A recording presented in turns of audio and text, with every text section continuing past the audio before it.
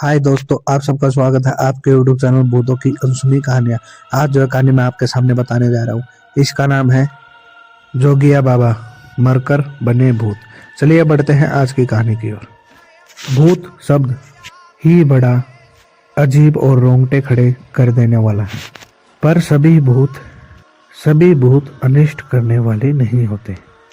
कुछ साधु स्वभाव के भी होते हैं। मतलब अच्छा आदमी मरने के बाद भूत बनता है तो वह अच्छे काम के लिए ही जाना जाता है।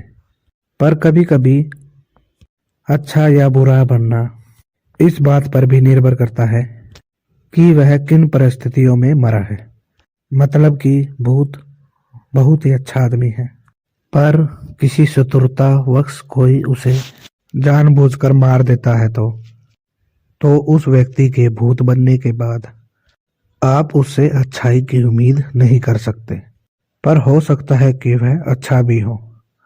आज जो ये कहानी मैं आपको बताने जा रहा हूँ वह एक साधु स्वभाव के भूत की है।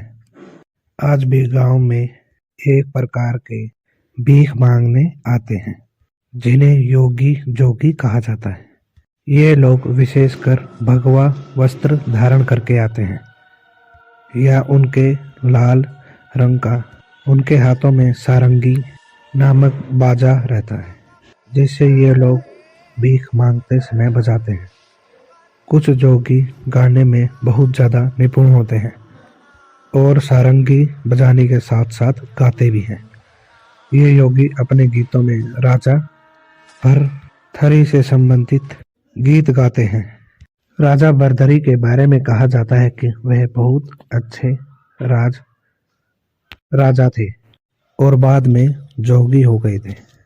जब योगी सर्वप्रथम सबसे पहले भिक्षा लेने जाता है तो वह सबसे पहले अपनी पत्नी और माँ से भिक्षा ग्रहण करने जाता है, और वह यह नहीं बताता कि उसे अपनी पहचान छिपानी पड़ती है। तभी ये सच्चे योगी साबित होते हैं। इन योगियों का भिक्षाटन का तरीका भी अलग अलग होता है। कुछ योगी गांव में सारंगी बजाते हुए गांव में आते हैं और घर घर जाकर कुछ भी अन्न वस्त्र मिलते हैं उसे ले लेते हैं। पर कुछ योगी 1 महीने तक किसी गांव का फेरी लगाता है। इस फेरी के दौरान वह योगी सारंगी बजाता है। इस फेरी के दौरान वह किसी के घर से भी कुछ नहीं लेता है। पर 1 महीना हो जाने के बाद वह घर घर जाकर अनाज वस्त्र कपड़ा आदि भिक्षा मांगता है। ये कहानी आज से 30 से 35 साल पुरानी है। हमारे गांव में पुरलिया लोग बताते हैं कि आज से बहुत साल पहले ये योगी एक बड़ी संख्या में दल बनाकर आते थे और गांव के बाहर किसी बगीचे आदि में अपना डेरा डाल देते थे। आपस का क्षेत्र का बंटवारा कर ये लोग अलग अलग गांव में जाते थे।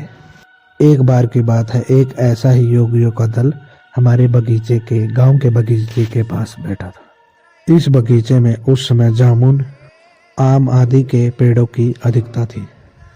आज भी उस बगीचे में एक आध पेड़ जामुन के आज भी हैं।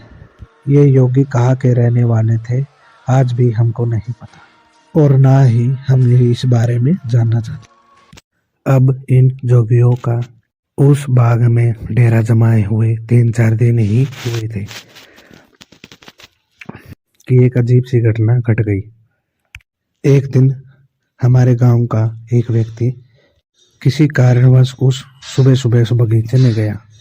वह बगीचे में क्या देखता है, जोगियों का एक दल नटराज है और एक जामुन के पेड़ से लटक कर एक योगी फसरी लगाकर लटक रहा है। योगी की उस लटकती हुई लाश को देखकर वह आदमी चिल्लाते हुए गांव की ओर भागा। उसकी चिल्लाहट सुनकर गांव के सभी लोग इकट्ठा हो गए। सभी एक साथ उस जामुन के पेड़ के पास सभी गए। गांव के पहरेदार ने गांव के थाने में खबर की। पुलिस आई और उस योगी की लाश को ले गई। गांव के कुछ वृद्ध लोगों के अनुसार योगियों के बीच लड़ाई हो गई थी और उन लोगों ने उस योगी को मारकर वहां लटका दिया था और खुद फरार हो गए थे। खैर यह तो थी उस योगी के मरने की बात। समय धीरे धीरे बीतने लगा और 1-1.5 महीने बाद वह योगी उसी जामुन के पेड़ पर बैठकर सारंगी बजाने लगा। कुछ लोगों को अकेले में दिख गया। योगी के भूत होने की बात पूरे गांव में दहशत की तरह फैल गई। उसके बाद कोई भी उस जामुन के पेड़ के पास अकेला नहीं गया। इसके बाद लोगों ने यह भी दावा किया कि कभी कभी वह योगी बेनहरी सारंगी बजाते हुए उन्हें वह गांव के बाहर एकांत में दिखाई दिया। एक बार की बात है, एक बच्चों का दल जामुन खाने के लिए उस पेड़ के पास गया। बच्चों ने आव देखा ना ताव देखा। 3-4 बच्चे फटाक चढ़कर जामुन तोड़कर खाने लगे। कुछ बच्चे नीचे खड़े होकर ही एक डंडी से उस पेड़ पर मारकर जामुन तोड़ने लगे। अभी बच्चों का जामुन तोड़ने का सिलसिला शुरू ही हुआ था कि नीचे खड़े एक बच्चे ने उस जामुन के पेड़ पर एक जोगी बैठा हुआ दिखाई दिया। उस योगी को देखते ही उस बच्चे की चीख निकल गई। नीचे खड़े बच्चे और ऊपर खड़े बच्चों ने भी उस जोगी को देख लिया। पैर पर चढ़े बच्चों की नजर जब उस योगी पर पड़ी तो जैसे उनको सांप ही सूंघ गया हो। वे हटाहट में नीचे उतरने लगे। पेड़ पर चढ़ा एक बच्चा अपने आप को संभाल नहीं पाया और पेड़ पे से ही गिर पड़ा और एकदम नीचे एक डाल पर आकर अटक गया। कुछ बच्चों ने देखा कि उसको उस योगी ने थाम लिया है। उस बच्चे को नीचे उतारकर जमीन पर सुला दिया और वह खुद गायब हो गया। यह पूरी घटना 5 से 7 मिनट के अंदर घटित हुई थी। सभी बच्चों ने जोर जोर से रोना भी शुरू कर दिया था और कुछ गांव की ओर भी भाग गए थे। अब कुछ लोग उस पेड़ की ओर लाठी भाला लेकर उस जामुन के पेड़ के पास गए। उस बच्चे को बेहोशी हालत में घर उठाकर ले आए। 2-3 घंटे के बाद वह पूरी तरह ठीक हो गया था। जिन बच्चों ने गिरते हुए बच्चे को योगी को बचाते हुए देखा, उन बच्चों ने यह बात उन सभी लोगों को बताई तो उस जोगी के प्रति पूरे गांव में श्रद्धा और आदर का भाव पैदा हो गया। और ऐसी ही कहानी को सुनने के लिए हमारे चैनल को सब्सक्राइब करें। धन्यवाद।